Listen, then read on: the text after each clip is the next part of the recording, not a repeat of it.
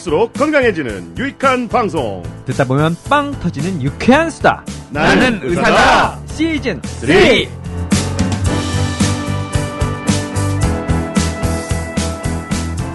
안녕하세요. 깜신 김종입니다. 노영 누기식입니다. JYP 박재영입니다. 네, 써니 이혜선입니다. 다들 모여줬습니다. 반갑습니다. 자, 준이나 뭐 또 누구죠? YG나 예. 바쁜가 봐요. 지난번에도 안 나왔었는데. 그러니까 둘이 같이 있는 건 아니겠죠? 둘이 같이 제주도 같은 데 가서 비행기가 안 뜨고 있는 건가?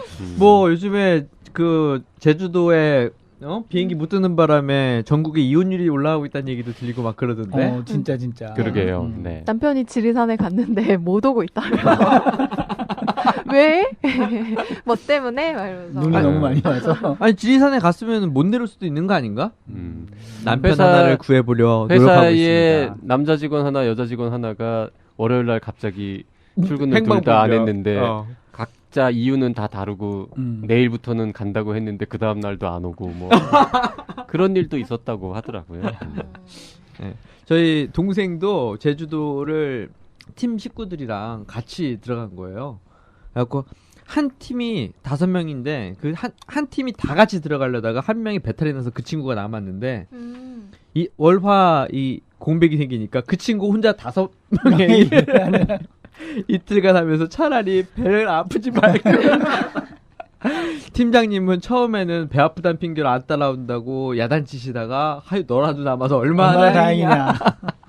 그랬다는 자, 저희가 이 댓글들이 많이 달리는데 대부분은 이제 일반 청취자분들이 다 하시잖아요. 그렇죠. 근데 이번에 소아청소년과 전문의 선생님께서 아. 댓글을 달아주신 게 있어가지고 하나 소개해드리도록 하겠습니다. 바리 아빠님이 보내주신 소감입니다. 반갑습니다. 저는 소아청소년과 전문의입니다.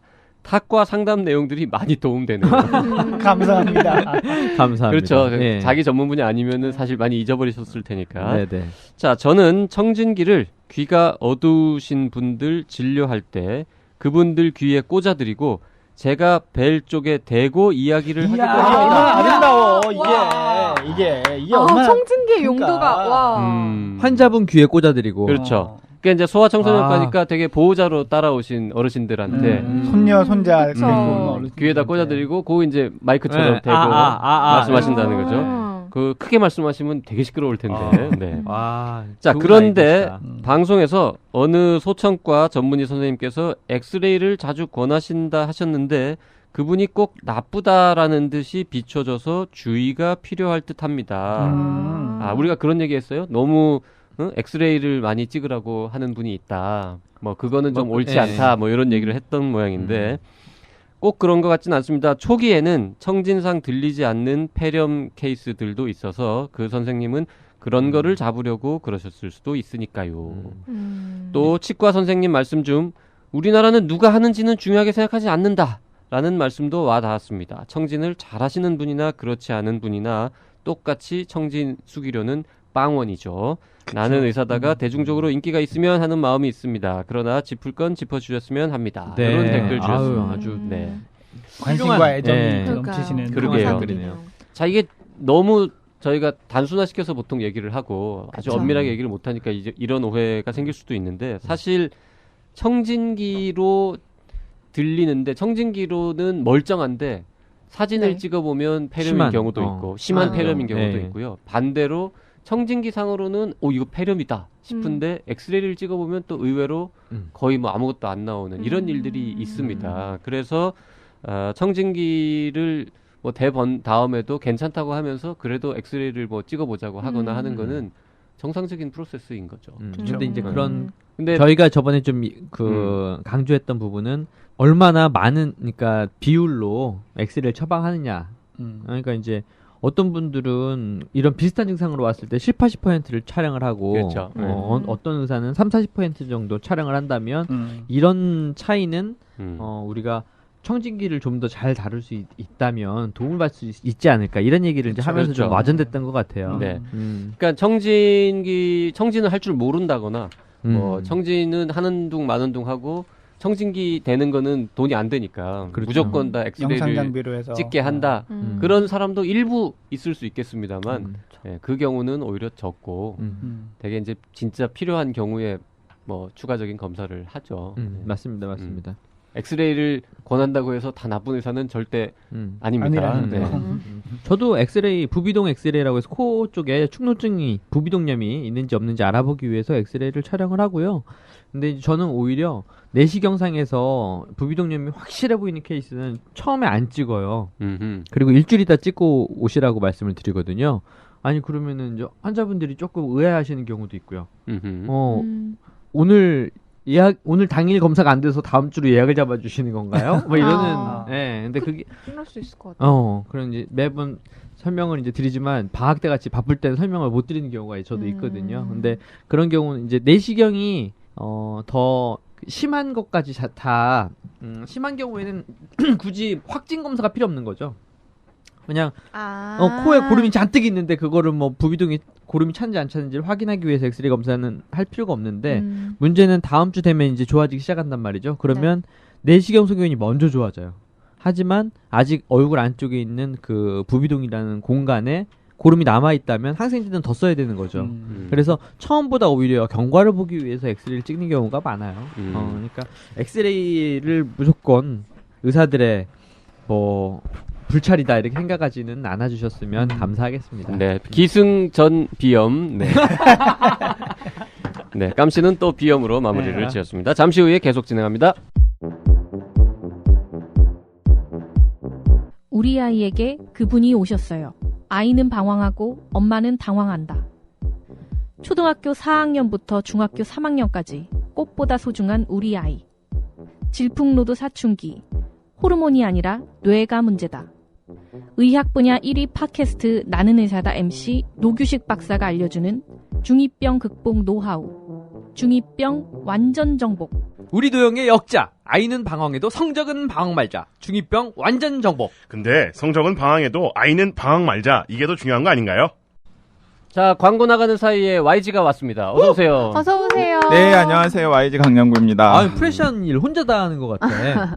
좀 일이 많아요. 네. 아니 근데 왜 이렇게 피곤해 보여요, 정말로? 그러게요. 아니 사실 진짜 막 갈구려고 딱 쳐다봤는데 도저히 음. 갈굴 수 없는 얼굴을 하고 왔네. 또 어제 그제 저녁에 신년회가 계속 있어서. 술 먹어서 그렇구만. 에이. 난 또 일하느라 그런 줄 알았어. 그러니까. 짜날 뻔했어요. 아니 왜 그것도 다 일이에요. 질문이야 이거. 자, 리뷰 플러스 시작해보죠. 네. 네. 첫 번째 질문은 요걸 한번 YG 목소리를 듣고 싶어하는 네네. 청자분들이 또 있을 수도 있으니까 한번 읽어봐 주세요. 네, 한번 읽어보겠습니다. 송기현 님이신 것 같은데요. 영어로 쓰셨는데 읽어보겠습니다. 암 환우를 돌보고 있는 가족입니다. 표적 화학 항암제에서 진화한 표적 항암제, 또 그것을 뛰어넘는 면역 항암제가 있다고 합니다. 언론에 따르면 미국 시카고에서 열린 2015년 미국 암학회에서 발표된 면역 항암 요법은 치료를 넘어 마법이라고 평할 정도라고 합니다. 언론에 의해 한두 번 상처 입은 경험이 있기 때문에 절대로 100% 믿지는 않습니다.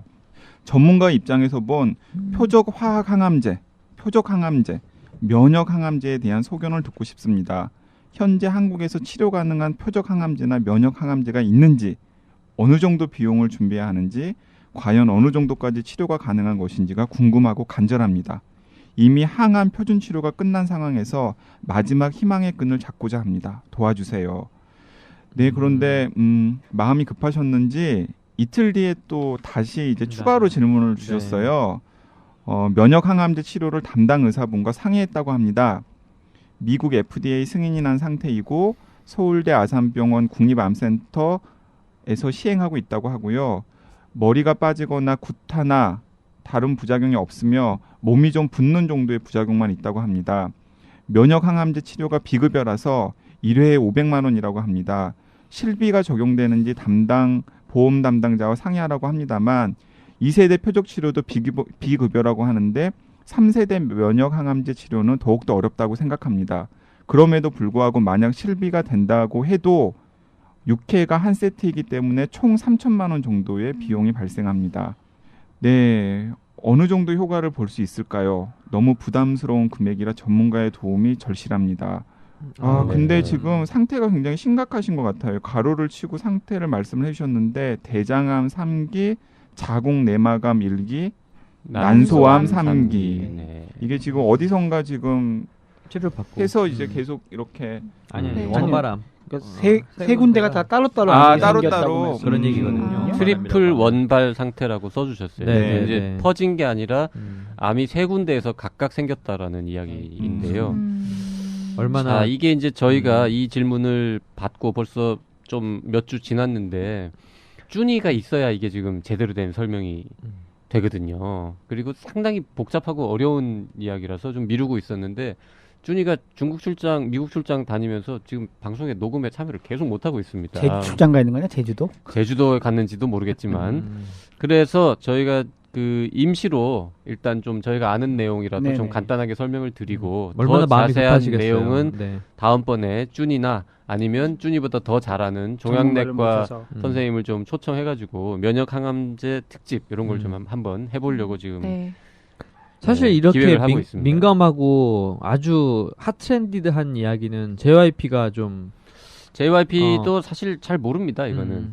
근데 제가 말씀드릴 수 있는 건 면역 항암제라고 하는 거는 새로운 패러다임의 항암제로 최근 아주 각광받고 있는 거는 사실입니다. 그러니까 그동안 뭐 항암제 뭐 관련해 가지고 이거가 좋다라는 얘기를 뭐 이 사람 저 사람이 막 하고 뭐 광고도 나오고 하는데 그 대부분 다 그거 다 거짓말이고 헛소리에 가까운데 면역 항암제라고 하는 거는 거의 지금 전 세계의 암 치료하는 의사들이 전부 다 아주 열광적으로 연구하고 관심을 가지고 그렇죠. 있고 또 수많은 제약회사들이 이거를 이 종류의 항암제를 개발하기 위해서 애쓰고 있고 이미 많은 약들이 개발되어 있고 또 수많은 약들은 곧 이제 시장에 나올 예정이고 뭐 이렇게 되어 있습니다. 근데 이제 기전을 설명드려봐야 뭐 잘 이해하시긴 어렵겠지만 쉽게 말씀드리면 암세포가 우리 몸에 있는 원래 세포가 아니잖아요. 이물질이잖아요. 우리 그렇죠. 몸이 느끼기에는. 네. 그래서 그 무슨 세균이 들어오면은 우리 몸에 있는 면역 세포들이 그 세균을 막 공격해가지고 죽이는 것처럼 암세포도 우리 면역 세포를 좀 이렇게 잘 부추기고 힘내라 이렇게 응원을 해주면 걔네들이 그 암세포를 잡아먹어가지고 암을 치료할 수 있지 않을까라는 이제 생각에서 출발을 한 거고요. 그 방식으로 수많은 오랫동안 연구를 한 결과 그게 이제 어느 정도는 가능해지기 시작을 한 거죠. 네. 그래서 예전에 무슨 항암제, 그 다음에 표적 항암제 이런 것들은 그냥 쉽게 말씀드리면 독한 물질을 집어넣어서 암세포를 공격하는 것이고 그러다 보니까 다른 정상 세포들도 손상을 받아서 뭐 머리가 빠진다든지 구토가 난다든지 이런 수많은 부작용들이 있었는데 이거는 우리 몸에 있는 면역 세포를 강하게 만들어서 그 면역 세포들이 암세포를 공격하도록 이렇게 만드는 거기 때문에 부작용이 상대적으로 굉장히 적고요. 그렇죠. 그 다음에 완치되는 확률도 기존의 치료법보다는 일단 높은 것으로 되어 있고 그 다음에 장기간 생존율 이것도 굉장히 의미 있게 이제 높게 나오는 것으로 되어 있습니다. 물론 면역 항암제 치료를 한다고 해서 모든 사람이 다 암이 완치될 수 있는 건 아니고 네. 하지만 기존의 치료법보다는 확실히 치료 성적이 지금 좋게 나오고 있는 거는 사실입니다. 근데 이제 안타까운 거는 비쌉니다. 많이 비싸네요. 많이 지금. 비쌉니다. 네. 네. 많이 비싸고 그래서 과연 이 건강보험이라든지 이런 거에서 어디까지 지원해 줄 수 있을 것인지 이거를 이제 정하기가 굉장히 어렵고 그래서 현재 한국에는 허가된 제품이 아주 소수의 한두 개 정도밖에 없고요. 네. 그리고 허가가 된 다음에는 그 다음 단계로는 이제 보험 가격, 보험 약가라는 게 정해져야 되는데 그거는 그러니까 허가만 되면은 환자가 100% 자기 돈을 내고 이 치료를 받을 수는 있지만 네. 나라에서 지원해주진 않는 거고 그 다음 단계로 넘어가서 이제 국가에서 지원을 해주기로 결정을 하면은 비용 부담 없이도 환자들이 받을 수 있는데 현재 우리나라에는 국가에서 지원해주는 면역 항암제는 아직까지는 하나도 없고 허가가 되어 있어서 자기 돈으로 쓸 수 있는 항암제도 굉장히 소수에 불과해서 네. 지금 환자분들이 이 치료를 받는 거는 현실적으로 굉장히 어렵습니다.